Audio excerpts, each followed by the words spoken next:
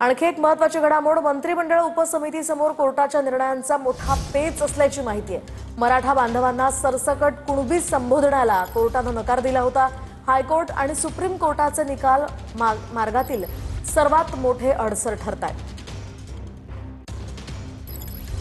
अधिकची माहिती या संदर्भात जाणून घेऊयात ग्राफिक्सच्या माध्यमातून। बाळासाहेब रंगनाथ चव्हाण यांना जात पडताळणी समितीने 2001 मध्ये कुणबी प्रमाणपत्र दिलं होतं। तर या विरोधात जगन्नाथ होले यांनी तक्रार दाखल केली होती। दाद न मिळाल्यामुळे ते उच्च न्यायालयातही गेले।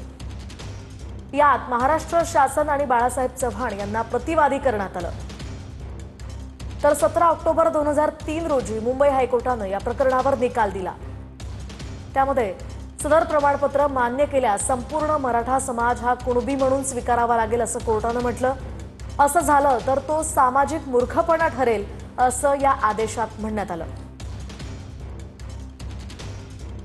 उच्च न्यायालयाच्या याच निर्णयाला बाळासाहेब चव्हाण यांनी सुप्रीम कोर्टात आव्हान दिलं। दरम्यान 15 एप्रिल 2005 रोजी सुप्रीम कोर्टाने मुंबई हायकोर्टाचा हा निकाल योग्य ठरवत हस्तक्षेप करण्यास नकार दिला। सुहास दशरथे विरुद्ध महाराष्ट्र शासन या प्रकरणावर सुद्धा 6 ऑक्टोबर 2002 ला न्यायालयाने न्यायाधीश मार्लापल्ले यांनी न्यायाधीश दाभोळकर यांनी निकाल दिला। हे दुसरं प्रकरण आपण पाहतोय। या निकालाच्या परिच्छेद 46 मध्ये सांगण्यात आले की जात पडताळणी समितीकडे मांडण्यात आलेली भूमिका जर स्वीकारली गेली तर मराठा समाजाच्या प्रत्येकाला कुणबी प्रमाणपत्र द्यावं लागेल आणि हे महाराष्ट्रातील वास्तविक सामाजिक व्यवस्थेच्या विरोधात असेल।